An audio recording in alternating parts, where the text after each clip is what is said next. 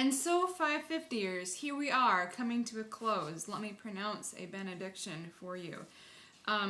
Thank you so much for a great semester. Thank you so much for the excellent Illumina session earlier this week. That was a lot of fun. That was really neat, the video conferencing. And also, our week 12 discussion on the future of CMC has been really enlightening. That's really exciting to think about, and I've enjoyed that.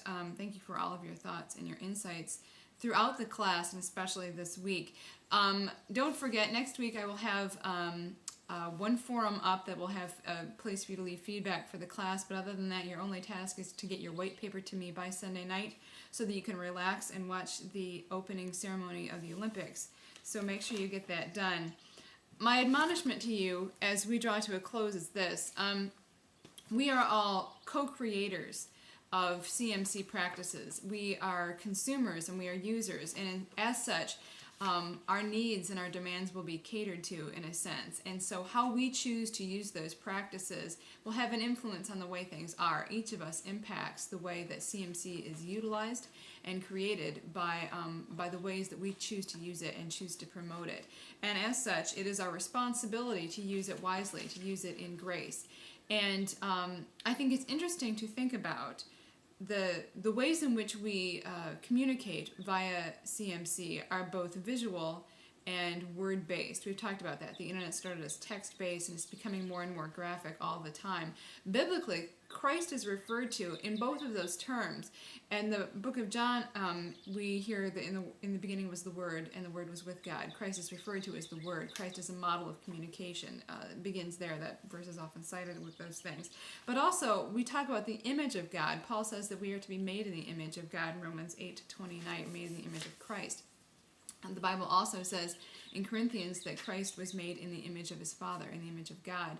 And so to think of Christ in visual terms, not necessarily that we are being made to look like Christ physically, but to think of Christ in visual terms is also a good reminder that Christ as a model for communication is not just word-based, it is also visual-based.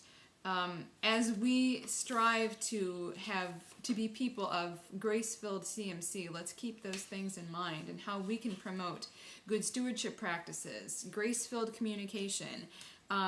Let us always keep that as our goal. Let us always keep Christ as the bar which we must strive to set, the bar we must strive to reach, and do our best to communicate grace and love and truth through CMC and its practices at all times. My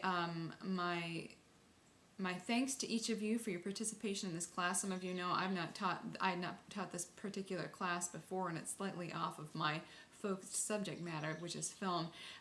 So I have also grown in knowledge and wisdom, and I trust that you have each done that as well. I pray that as you continue your time with Spring Arbor Online, that you continue to grow and that you continue to learn. If you ever need a resource or a reference, please feel free to email or call me at any time. I would love to hear from each of you.